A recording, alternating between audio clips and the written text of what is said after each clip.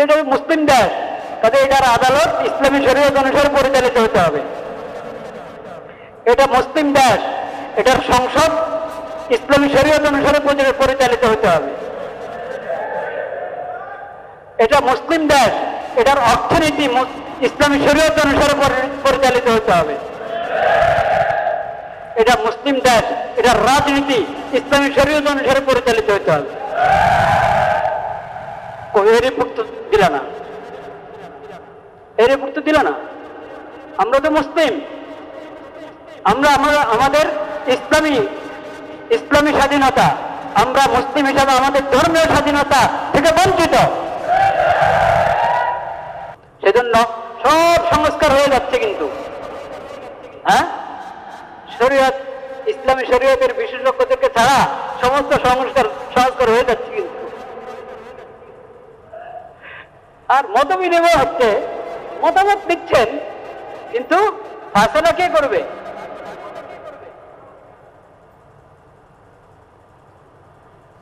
ওটা প্রশ্ন কিনা? সব রাজনৈতিক দল থেকেই নিচ্ছেন, কোন আলেমদেরকেও ডাকা হয়েছে। তারপর মতামত দেন সংস্কারের বিষয়, সংবিধান সংস্কারের বিষয় মতামত, কিন্তু ফায়সালাটা কি করবে? মতামত তো নিলেন সবার থেকে, ফায়সালা করেনওয়ালা, তার ফায়সালার মানদণ্ড কি? তার ফায়সালার মানদণ্ড যমুনা প্রফেসর ইউনূস সাহেব, ডক্টর মাননীয় প্রধান উপদেষ্টা যেখানে বসেন, ওনার মাথার উপরে লেখা আছে কি? লা ইলাহা ইল্লাল্লাহ মুহাম্মাদুর রাসূল। যদি সংস্কার করতে চাই, তাহলে মতামত সবার কাছ থেকে নাও, ফায়সালা হবে লা ইলাহা ইল্লাল্লাহ মুহাম্মাদুর রাসূল। ফায়সালা হবে আতিউল্লাহ ওয়া আতিউর রাসূল ওয়া উলিল আমরি মিনকুম ফাইন তানাযাতুম ফি শাইইন ফারুদ্দুহু ইলাল্লাহি ওয়া রাসূল। মাজলুম, ঠিক এই কথা। লাখ লাখ মানুষ মজলুম হচ্ছে,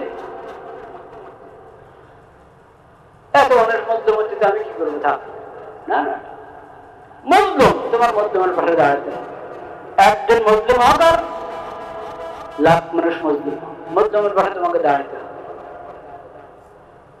জালেম একজন হোক আর হাজার জন হোক, তার প্রতিবাদ করতে হবে। যদি শক্তি সামর্থ্য থাকে, তাদের হাত ধরতে হবে, জুলুম থেকে বারণ করতে হবে। যার হক নষ্ট করছে, তার হক নিয়ে দিতে হবে।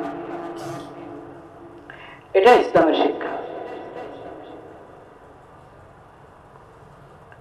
তাদের রিপোর্টে ধর্মীয় স্বাধীনতা বাংলাদেশে যথাযথ পালিত হচ্ছে না, স্বাধীনতা পাচ্ছে না। কারা পাচ্ছে না? এই দেশে বিভিন্ন ধর্মের মানুষ আছে, ইসলাম ধর্মের মানুষও আছে কিনা? তো ইসলাম ধর্মের লোক যারা মুসলিমরা তাদের কি কি অধিকার থেকে বঞ্চিত হচ্ছে, ওটা রিপোর্ট ছাপাও। তা তো বলল না। বাংলাদেশের ধর্মীয় স্বাধীনতা উপস্থিতির রিপোর্ট যে ছাপাচ্ছে, ওটার তালিকার মধ্যে মুসলিম সংখ্যাগরিষ্ঠ, তাদের ভাষায় বললাম, ওদের কি কি অধিকার নষ্ট হচ্ছে, ওটার তালিকা নেই।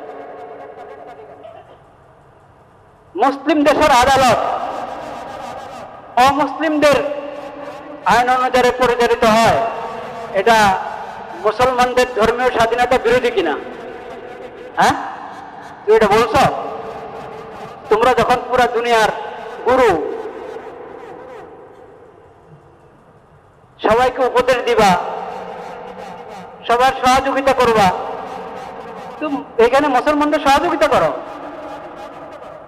এটা মুসলিম দেশ, কাজে এটার আদালত ইসলামী শরীয়ত অনুসারে পরিচালিত হতে হবে।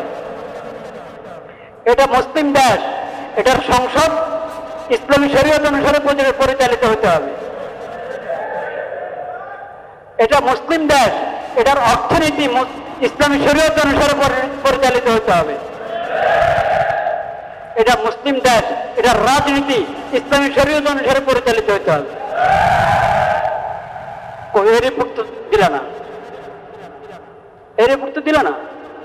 আমরা তো মুসলিম, আমরা আমাদের ইসলামী স্বাধীনতা, আমরা মুসলিম হিসাবে আমাদের ধর্মীয় স্বাধীনতা থেকে বঞ্চিত। তোমরা আমাদের দেশের সরকারকে এই নসিহতটা তো করলে না।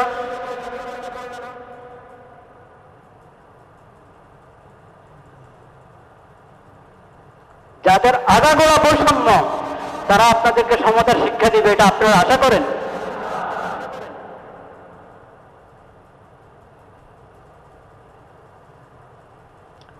অন্য ধর্মের লোকদের জন্য আলাদা আদালত থাকবে, আলাদা আদালত থাকবে।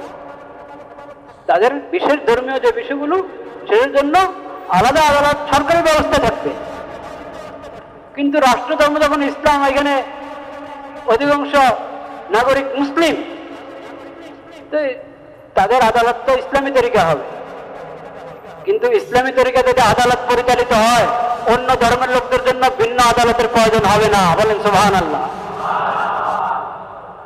এটা আমি তাদের ভাষায় কথা বললাম।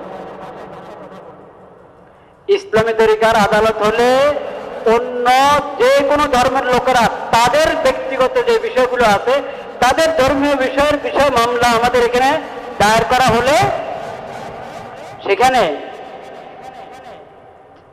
দুটা ভাগ আছে, দুটা ভাগ। যেহেতু ইসলাম একমাত্র সত্য ধর্ম,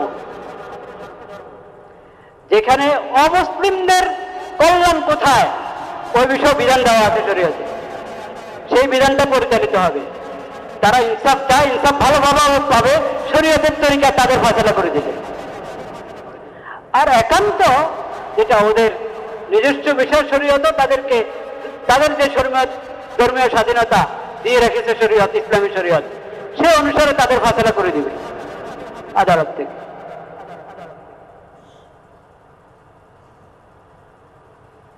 কাজেই ইসলামী আদালত, মুসলিম দেশে ইসলামী আদালত থাকবে, এটা স্বাভাবিক। ইসলামী আদালত থাকলে সংখ্যালঘুরা, অমুসলিমরা কখনো বঞ্চিত হবে না, তাদের হক তারা পেয়ে যাবে। এরপরও তারা যদি তাদের আলাদা আদালত কায়েম করে, কোনো আপত্তি নেই ইসলামের কোনো আপত্তি নেই। তাদের আলাদা আদালত তাদের জন্য থাকতে পারে। কিন্তু মুসলিম দেশ, ওটার আদালত হবে সেই ব্রিটিশরা যখন জোর দখল করেছিল এই উপমহাদেশ, তখনের যেই বিচার ব্যবস্থা, সেই বিচার ব্যবস্থা ধরে বসে আছে এখন। সেই শিক্ষানীতি, সেই বিচার ব্যবস্থা, সেই অর্থ ব্যবস্থা, সেই রাজনীতি,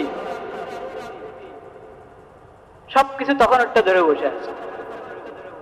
কালিমা পড়লাম লা ইলাহা ইল্লাল্লাহ মুহাম্মাদুর রাসূলুল্লাহ, কালিমা পড়লাম আমানতু বিল্লাহ কামা হুয়া বিআসমাইহি ওয়া সিফাতিহি ওয়া কাবিলতু জামিয়া আহকামিহি।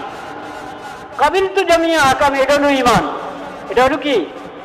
আল্লাহর সমস্ত বিধান আমি কবুল করে নিলাম, রাসূলুল্লাহ সাল্লাল্লাহু আলাইহি ওয়াসাল্লামের সিরাতকে আমি জীবন আদর্শ হিসাবে গ্রহণ করলাম। এটা হলো আমার কালিমার অর্থ। আল্লাহ ছাড়া কোনো মাবুদ নেই, ইবাদত একমাত্র আল্লাহর, প্রার্থনা একমাত্র আল্লাহর দরবারে, বিধান এবং শরীয়ত একমাত্র আল্লাহ, আল্লাহর নবী একমাত্র নির্ভুল আদর্শওয়ালা, যাকে আমি আদর্শ হিসাবে গ্রহণ করব। এটা হলো আমাদের কালিমার অর্থ, লা ইলাহা ইল্লাল্লাহ মুহাম্মাদুর রাসূলুল্লাহ। এটা হলো আমাদের ঈমানের অর্থ, আমানতু বিল্লাহ কামা হুয়া বিআসমাইহি ওয়া সিফাতিহি ওয়া কাবিলতু জামিয়া আহকাম। কিন্তু সে আহকাম, অর্থনীতি বলেন, সে আহকামের খবর নেই। যাক, সংক্ষিপ্ত বললাম।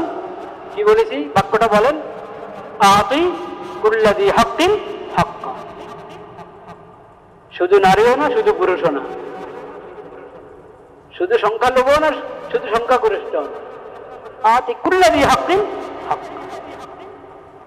সংখ্যাগরিষ্ঠের উপর জুলুম করতে থাকবা আর সংখ্যালঘুর স্লোগান দিবা, এটা ইনসাফ না বৈষম্য?